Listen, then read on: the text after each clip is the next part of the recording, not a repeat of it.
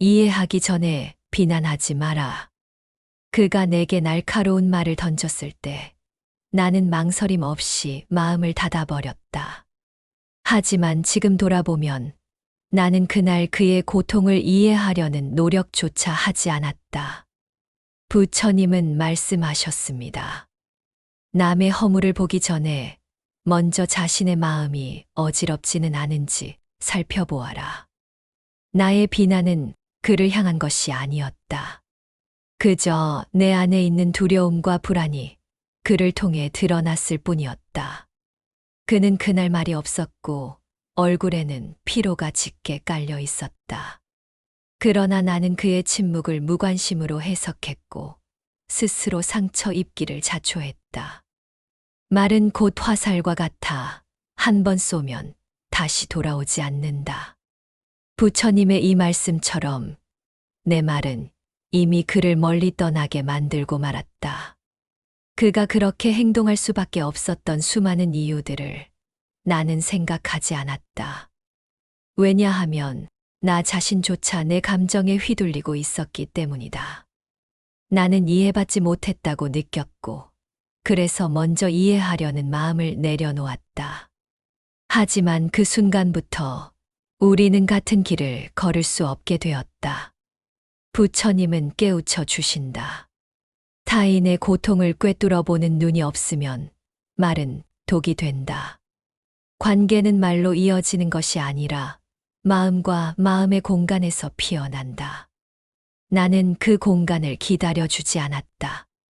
그 사람의 말투, 표정, 침묵, 그 모든 것에는 사연이 깃들어 있었다. 그러나 나는 내 기준만을 들이밀며 그를 규정해 버렸다.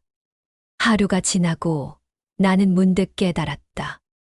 그날의 내가 그를 있는 그대로 바라보지 못했다는 사실을. 부처님은 말씀하셨다. 무지를 분노로 덮지 말고 자각으로 이겨내라. 우리는 너무 자주, 너무 쉽게 옳고 그름이라는 이름 아래 서로를 나눈다. 그리하여 마음의 문을 닫고 말의 창으로 서로를 찌르게 된다. 그가 내게 한 말은 단지 하나의 표현이었을 뿐이다. 그러나 나는 그것을 전부라 믿고 마음속에서 수없이 확대 해석했다. 이해는 기다림 속에서 자라고 비난은 오해 속에서 피어난다.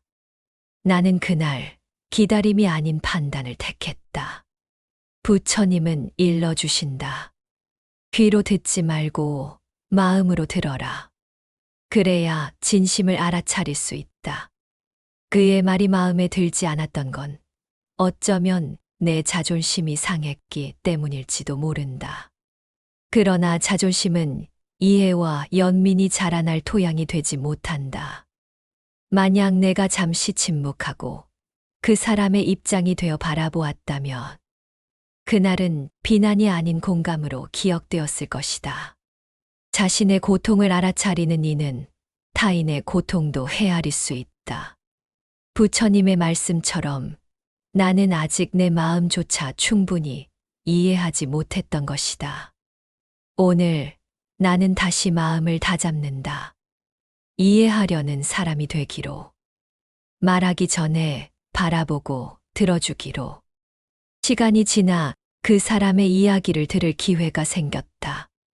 알고 보니 그는 오랫동안 병든 가족을 돌보고 있었다. 내가 비난했던 그날도 그는 밤새 간병을 하고 바로 출근한 상태였다고 한다. 그의 지친 얼굴을 나는 그저 무례함으로만 받아들였던 것이다. 부처님은 말씀하신다. 누군가를 판단하기 전에 먼저 그 사람의 길을 걸어보라. 우리는 너무 쉽게 다른 이의 사정을 모른 채 판단하고 그 판단을 진실이라 믿는다. 진실은 단편이 아니라 전체 속에 숨겨져 있다. 그리고 전체를 이해하는 데는 시간이 필요하다. 나는 단 하나의 장면만 보고 마치 전부를 아는 것처럼 말했다. 그 말은 결국 내 무지를 드러낸 것뿐이었다. 부처님의 가르침은 나직하게 일깨운다. 지혜로운 이는 전체를 보며 어리석은 이는 조각을 확대한다. 말은 빠르게 흘러가지만 마음은 더디게 움직인다.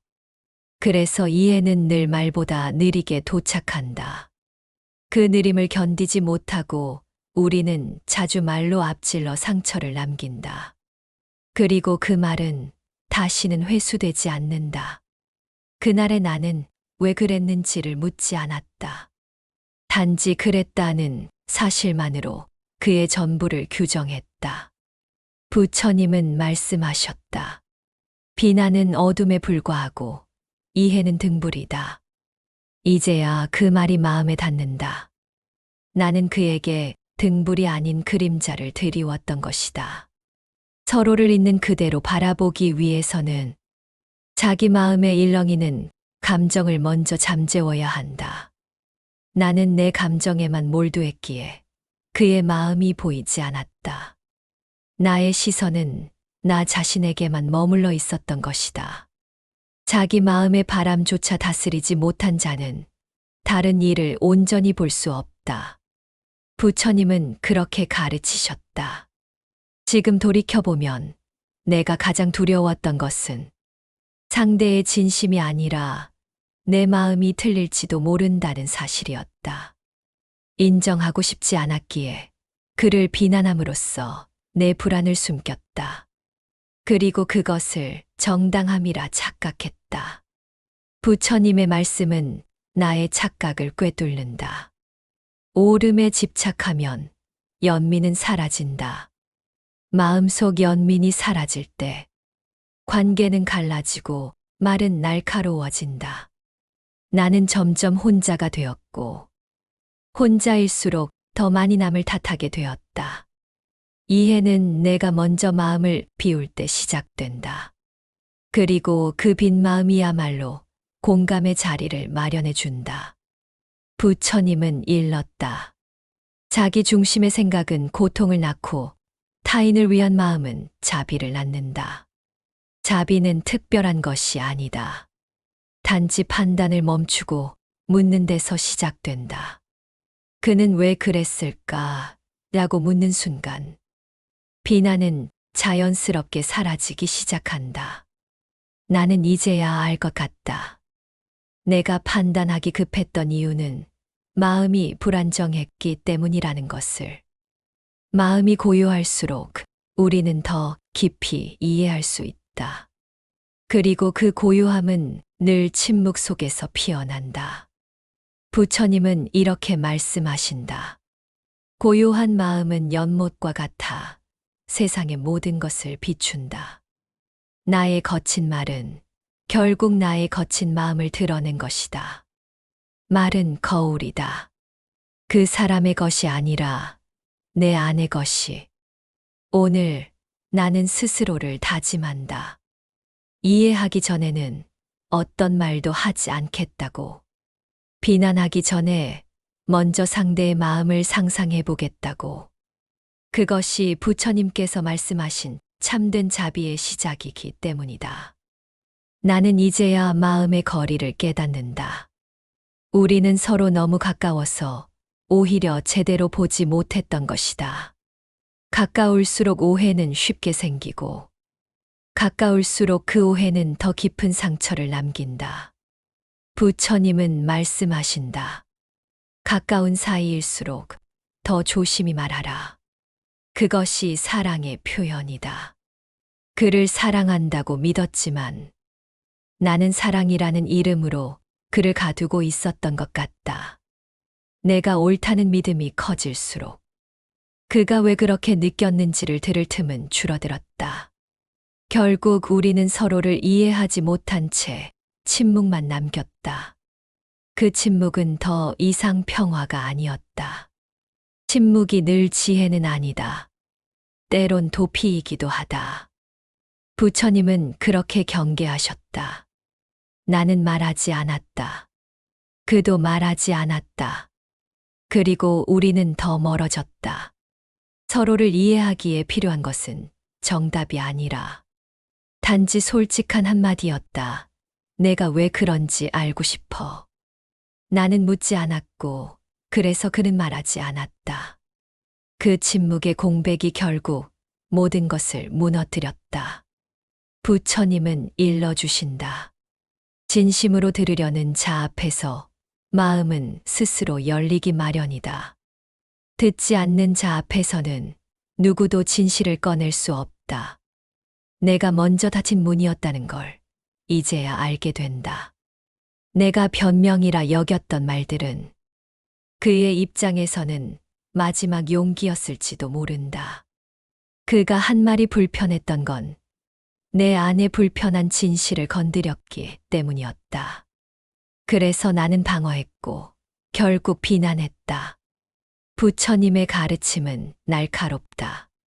그대가 화내는 이유는 아직 배우지 못했기 때문이다. 나는 그에게서 배우려 하지 않았다. 그는 그저 나의 틀 속에 갇힌 대상이었을 뿐이다. 이해는 고개를 끄덕이는 것이 아니라 상대의 세계에 들어가 보는 일이다. 그 세계를 상상하지 않는 한 우리는 끝없이 자신의 시선만을 반복하게 된다.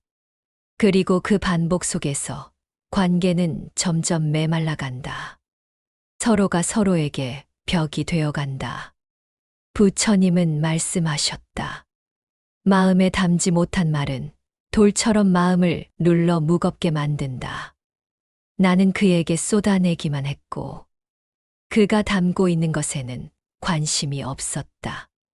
말은 흘러갔지만 상처는 남았다. 그에게도 나에게도. 그가 한 실수는 크지 않았지만 나는 그 실수를 그의 전부처럼 여겼다. 부처님은 경계하신다. 작은 허물을 전체라 여기면 그대는 결코 누구도 사랑할 수 없다. 사람은 실수하는 존재다. 그 실수를 껴안는 것이 진짜 관계의 시작이다.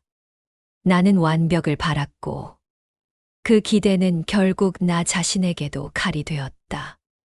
이해 없이 쌓인 기대는 실망으로 무너진다. 비난은 그 잔해 위에 피어난다. 그는 그런 나에게서 점점 마음을 닫았다. 그리고 나는 왜 그런지조차 알 수 없었다. 부처님의 말씀처럼 이해하지 못하는 마음은 항상 외로움을 택한다. 외로움은 서로가 아닌 나 자신을 먼저 바라보지 못했기 때문에 생겼다. 이해를 구하려면 나부터 진실해져야 한다. 스스로를 들여다보지 못하는 이는 타인의 아픔도 외면하게 된다. 그날의 나는 내 고집을 지키는 데에만 집중했다. 그러다 그의 마음이 조용히 떠났다는 걸 미처 몰랐다. 부처님은 일러주신다. 마음을 고집으로 채우면 진실은 머물 수 없다. 때로는 침묵보다 솔직한 사과 한마디가 더 깊은 이해를 만든다. 내가 몰랐구나, 미안하다. 그 말은 생각보다 더 많은 상처를 치유할 수 있다. 나는 이제야 그 말이 왜 중요한지 안다. 그것은 비난을 멈추고 마음을 열겠다는 선언이기 때문이다. 부처님은 자주 용서라는 단어를 사용하지 않으셨다. 대신 이해와 자각을 강조하셨다. 이해가 깊어지면 용서는 자연스럽게 따라온다. 억지로 하려 하지 않아도 된다. 나는 이제 그 사람을 용서하는 것이 아니라 그의 상황을 이해함으로써 내 마음을 편안하게 한다. 타인을 놓아주는 것이 아니라 그대를 고통에서 놓아주는 것이다. 부처님의 말씀처럼 비난은 마음을 묶고 이해는 마음을 풀어준다. 나는 이제 그 단순한 진리를 실감하고 있다. 비난의 말은 입 밖으로 나가는 순간 가장 먼저 나를 아프게 한다는 것도 부처님은 말씀하신다. 남을 찌른 창은 결국 자신에게로 돌아온다. 나는 과거의 나를 돌아보며 그때 그 비난이 얼마나 철없었는지 깨닫는다. 모든 관계는 거울 같다. 내가 준 만큼 결국 되돌아온다. 나는 다시 묻는다. 지금 내 마음은 타인을 이해할 준비가 되어 있는가? 오늘 나는 말하기보다 들어주기를 택한다. 그 선택이 관계의 방향을 바꾸는 첫걸음이기 때문이다. 부처님의 가르침은 아주 단순하지만 강하다.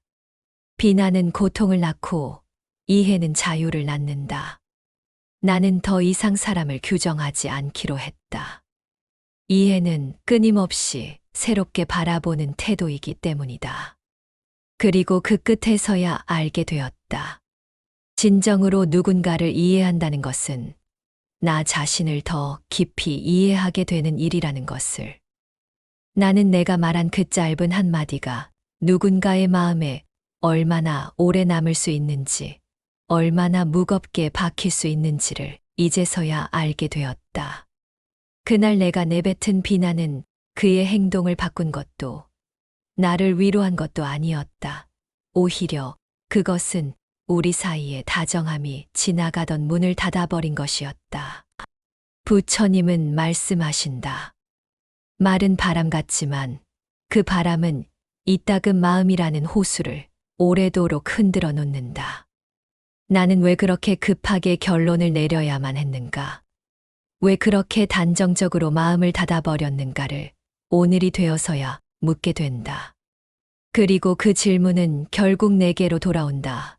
혹시 나는 그를 이해하기보다 먼저 내 불안을 진정시키려 한 것은 아니었는지. 우리는 누군가를 잘못된 사람으로 규정함으로써 스스로를 괜찮은 사람이라 안도하고 싶은 본능을 가지고 있는지도 모른다. 하지만 부처님은 그 본능을 넘어서라고 가르치셨다. 자신이 옳다고 느끼는 순간, 그대는 이미 진실에서 한 걸음 멀어져 있다. 지금에서야 나는 조금은 알 수 있을 것 같다. 이해 없이 내뱉은 말은 결국 내게도 고통이 되어 돌아온다는 것. 그리고 그것이 관계의 가장 깊은 균열이 된다는 것. 말은 사라지지만 말이 던진 그림자는 마음속에 오래 남는다. 우리는 그 그림자를 감당하지 못해 점점 서로의 마음에서 멀어지게 되는 것이다. 그 사람의 말투, 눈빛, 그날의 표정 하나까지도 다시 떠올려 본다. 나는 왜 그 안에서 그의 피로와 슬픔을 보지 못했을까? 부처님의 가르침은 이제 머리가 아닌 가슴에서 울린다. 남의 고통을 외면한 이는 결국 자신의 고통 앞에서도 무력해진다. 나는 그를 외면했지만 그 마음은 내 안의 죄책감으로 남았고 그 죄책감은 나를 돌아보게 했다. 시간이 흐르고 관계는 끝이 났지만 그 관계가 남긴 깨달음은 나를 사람답게 만들어주고 있다. 내가 잃은 것은 단지 그 사람 하나가 아니라 그를 통해 내가 배울 수 있었던 수많은 기회들이었다는 것을 알게 된 지금에서야 비로소 나는 고개를 숙일 수 있게 되었다. 부처님은 말씀하셨다. 교만한 자는 모든 것을 가졌으나 아무것도 얻지 못한다. 나는 그때 너무 많은 것을 가지려 했다. 이해받고 싶었고, 이기고 싶었고, 존중받고 싶었다. 그러나 주려 하지 않았다. 주는 마음 없이 바라는 마음은 결국 관계를 소진시키고, 말은 공허하게 떠다니다 서로의 가슴에 멍을 남긴다. 관계란 결국 먼저 마음을 내민 쪽이 더 많이 아는 사람이라는 것을 이제는 알 것 같다. 그때는 왜 그것이 약함처럼 느껴졌을까? 왜 양보하는 쪽이 손해본다고 생각했을까? 지금은 오히려 그 용기가 더 강하다고 느껴진다. 부처님의 말씀이 조용히 머릿속에 울린다. 진정 강한 이는 자신의 분노를 다스릴 수 있는 자이다. 나는 내 분노를 내세움으로써 스스로를 지키려 했지만 결국 그 분노는 나를 부서지게 만들었다. 내가 사랑했던 그 사람의 마음도 결국 내 언어의 모서리에 찔려 멀어졌고 이해하지 못한 그 고통은 내가 감당하게 되었다. 지금 내가 가장 하고 싶은 말은 이 한마디일지도 모른다. 그땐 몰라서 미안했어요. 그때 나를 용서해줘요. 하지만 그 말조차도 이제는 할 수 없게 되었다는 사실이 나를 더욱 조용히 만든다. 그래서 나는 이제 말보다 삶으로 보여주고자 한다. 내가 늦게 배운 이 깨달음을 더 늦기 전에 다음 사람에게 전하고자 한다. 부처님은 말씀하신다. 과거는 놓아주고 현재를 맑게 하여라. 그것이 다음 생을 밝힌다. 나는 오늘도 실수할 것이고 오해할 수도 있다. 하지만 최소한 비난보다는 먼저 이해하려는 마음을 꺼내보려 한다. 그것이 완벽하지 않더라도 마음을 내어놓는 순간 관계는 다시 흐르기 시작한다. 때로는 잘못된 말보다 미처 하지 못한 말이 더 큰 아쉬움으로 남는다는 것을 나는 지금에서야 깨닫고 있다. 그대는 듣고 있는가? 그대는 마음으로 보고 있는가? 부처님의 질문은 여전히 내 안에 메아리 친다. 이 세상 모든 사람은 각자의 이유로 그렇게 살아가고 있다. 우리는 그 이유를 아는 대신 너무 자주 단정 지으려 한다. 세상은 누군가의 뒷모습을 끝까지 바라봐 줄 수 있는 사람에게 가장 따뜻한 진실을 열어 보인다. 부처님의 말씀처럼 연민은 지식보다 먼저 피어나고 자비는 판단보다 먼저 움직인다. 나는 이제 누군가를 보며 왜 그렇게 말했는지를 묻고 왜 그렇게 행동했는지를 생각하는 연습을 하고 있다. 그리고 그 연습은 조금씩 내 삶을 부드럽게 만들고 있다. 내 말투를, 내 표정을, 내 관계들을. 이따금 그 사람이 보고 싶다. 하지만 지금 나는 그리움보다 고마움을 먼저 떠올린다. 그 사람은 내게 말로는 가르칠 수 없던 것을 삶으로 보여주고 떠난 스승이었다. 나는 이해하지 못한 그 순간을 후회하지만 그 순간을 후회할 수 있게 된 지금의 내가 조금은 다행스럽다. 부처님은 말씀하셨다. 그대가 깨어있는 지금 모든 것을 다시 시작할 수 있다. 그래서 나는 이제 다짐한다. 사람을 보기 전에 먼저 마음을 보고 말하기 전에 먼저 들을 것이라고. 관계는 완벽해서 아름다운 것이 아니라 서로의 부족함을 이해해가는 그 여정 속에서 비로소 진짜가 되기 때문이다. 나는 오늘도 실수할 수 있다. 하지만 이제 그 실수 앞에서 도망치기보단 마주할 용기를 배웠다. 이해 없는 말은 비난이 되고 이해가 담긴 침묵은 위로가 된다는 것을 나는 그제야 알게 되었다. 부처님의 가르침은 여전히 깊고 조용하다. 침묵이란 가장 깊은 사랑의 언어이기도 하다. 이제 나는 말보다 마음으로 전하는 법을 배워가고 있다. 내가 하지 않은 말보다 내가 가졌던 태도를 돌아보게 된다. 말은 잊힐 수 있어도 태도는 기억된다. 사람의 마음은 말보다 더 깊은 감각으로 사람을 기억한다.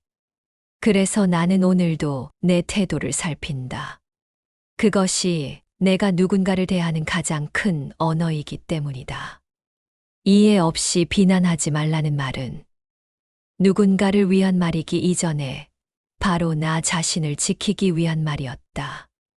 그리고 그 진실은 지금 나의 삶을 더 단단하게, 더 따뜻하게 만들고 있다. 오늘도 조용히 마음속에 새긴다. 이해하기 전에 비난하지 마라. 그 한 문장 속에 모든 평화와 관계의 시작이 담겨 있다는 것을. 잠시 멈추어 누군가의 마음을 다시 바라보는 하루가 되기를. 말보다 마음이 먼저 움직이기를. 비난보다 이해가 먼저 떠오르기를. 그리하여 당신의 하루가 조금 더 따뜻해지기를.